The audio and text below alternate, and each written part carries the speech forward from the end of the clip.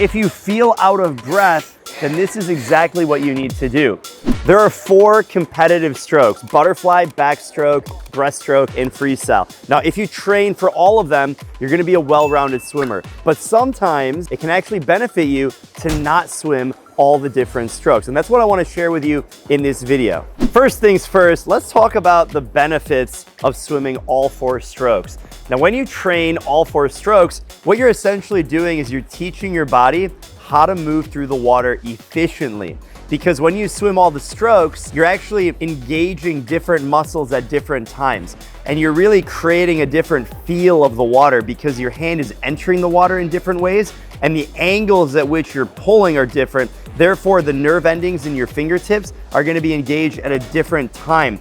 And all of that makes your feel of the water better. Now, in swimming, we have 2 different types of strokes. We have short axis strokes, and that's breaststroke and butterfly. And we have long axis strokes, that's backstroke and freestyle. And when you train these different styles, you're essentially developing your feel of the water. Now, if you train a lot of backstroke, that's actually gonna help you with your freestyle because they're both long axis. Short axis, butterfly, and breaststroke, those will actually help each other as well because you're driving with your hips. And if you train both long axis and short axis strokes together, this is really the best way to develop your feel of the water. And this is called IMX style training. And you're developing both capacity on the aerobic side as well as speed on the shorter side. So the best swimmers in the world, like a Michael Phelps or a Katinka Hosu or now Leon Marchand, are able to swim so fast in all the different strokes at every single distance. And if you really are the best swimmer in the world, the 400 IM is your baby. And in order to be good at a 400 IM, you have to have a good feel of the water. And that's one of the huge benefits of training all the strokes. Because if you're good at the 400 IM, you can essentially swim every single stroke. And when you look at a swimmer like Michael Phelps, he was the best in the world at almost every single event. Every single stroke, he outsplit every single swimmer in the field. Even his worst stroke, breaststroke, he was still able to outsplit everyone in the field. And it just goes to show how important it is to develop your feel of the water by swimming all the different strokes. Another benefit to swimming all the different strokes is muscular engagement. You're essentially building strength when you train all the different strokes. Now, you can build strength just training one stroke, but the thing about it, swimming is a total body movement. I mean, the water, after all, is 800 times more dense than air. So because you're moving through this resistance, if you only train in a certain style, if you only swim freestyle or only swim breaststroke, then you're missing out on some of that muscular engagement that you can get if you swim the other strokes. So my favorite thing to do is when you train all the different strokes, not just swimming different strokes, but actually having different speed and different variations of distance and variations of effort level in those different strokes. And that's how you actually develop strength and power. And that strength will actually help your primary stroke, whether it's freestyle, backstroke, breaststroke, or butterfly. Now, what happens when you engage all of your different muscles and you build strength in the water, you actually create an aerobic engine. You build muscular endurance. And when you think about swimming and you think about moving through this medium that is 800 times more dense than air, you can't even breathe while you're doing this activity. It's one of the most endurance specific sports that you can get. Now, when it comes to swimming fast and being able to apply all of that to moving quickly through the water, having endurance is extremely important. And if you train all the different strokes, you're basically setting your body up to do that for a longer period of time. Because I've seen it before where you have a swimmer that can be really fast in like 50 meters or even 100 meters. But if you have to do multiple repetitions of 50 or 100 meters, or if you feel out of breath, then this is exactly what you need to do. You gotta make sure you're building your aerobic engine and developing your endurance. A positive benefit of training all the different strokes is building your confidence when you swim. There's nothing like diving into the pool knowing that you can swim a 400 IM or master all the strokes so that way anything that life throws at you, you can handle. It's easy. If you can do a 400 IM, you can do anything. You can take over the world. So if you train all the strokes, you're really building your mental toughness. And the only way you can do that, I believe, is being confident in the water, is by training all the different strokes. So if you want to be fast, if you want to be confident, if you want to feel empowered that you can take on any set, when you have the self-belief and you've developed the muscle in your mind that you can take on challenges, that you can persevere, that you can push yourself, you have to believe in yourself. Because if you don't believe in yourself, no one's gonna believe in you. It starts from in here. And if you train all the strokes and you push yourself through butterfly and backstroke and breaststroke and freestyle, then you can make it happen. So get out there and do it.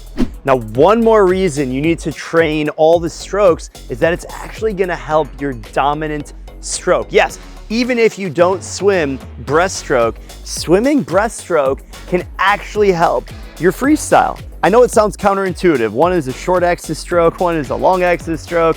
You may feel like you're terrible at breaststroke, but I'll tell you what, when you learn how to become an efficient swimmer, you will actually help all of your strokes, including your dominant stroke.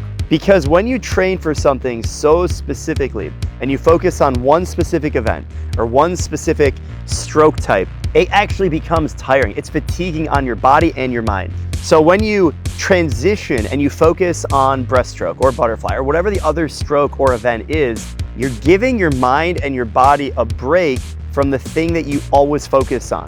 So that way, when you have that break, both mentally and physically, you're able to attack your dominant stroke or event that much more intensely. And if you don't give yourself a break and you don't refine your feel of the water, you're really gonna miss out on reaching your full potential. And this is one of the things a lot of people don't get. They think, you know, I don't want to swim backstroke. I can't, I just want to focus on freestyle. But by focusing on backstroke or breaststroke or butterfly, you're developing your feel of the water, you're refining your stroke, and you're giving your body and your mind a break from doing the thing that you're doing all the time anyway. Now, I know I just spent the last 5 minutes telling you all the reasons why you should swim all of the strokes, but I want to share with you a few important points why you should not train all the different strokes. Now, one of the most important reasons is that if you train all the strokes all the time, it's actually going to dilute your focus. And if you want to be the best that you can be in one specific thing, you're really going to have to start to isolate what you're spending your time on. There's only so much time we have to train. And I want to share with you, using a workout example, something that can get your wheels turning on how to think about this from the perspective of training for one specific thing. And while it's nice to have that foundation and to build confidence and muscle activation and feel the water and all the other stuff that I talked about, at the end of the day, if you want to really focus on something, you're going to have to narrow in the amount of time that you can spend on that one specific thing. So the workout that I have right here on the screen is a perfect example of that. And I want to share with you this workout so that way you can learn from this as well in your workouts, how to think about it. This is a freestyle speed focus workout. It's 2,200 meters. And if you notice, it's pretty much all freestyle. The warm up, we start with freestyle, then kick, then drill. Then we're building feel with a 50 pull, focusing on the catch, and then a few more 50s there. Then we're gonna be pushing pace. We have 2 100s, 3 100s freestyle at different paces, best average. We have speed worked in here, and then we have some parachute swimming.